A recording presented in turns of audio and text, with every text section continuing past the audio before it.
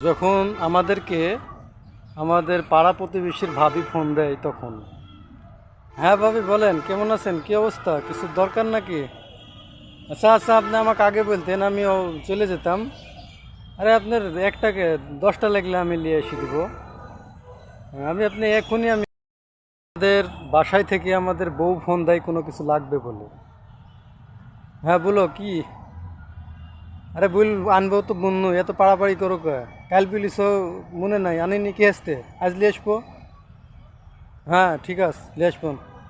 খালি এই লাগবে ওই লাগবে, আনবো নি। আসসালামু আলাইকুম। আমি আপনাদের উদ্দেশ্যে একটা কথা বলি। ঠিক যেইভাবে আমি ভাবির সাথে কথা বললাম, এইভাবেই আপনারা আপনার নিজের ওয়াইফের সাথে কথা বলুন। তাতে ঘরের শান্তি ঘরে থাকবে, সংসার কখনো নষ্ট হবে না, ডিভোর্স হবে না। ভিডিওটা ভালো লাগলে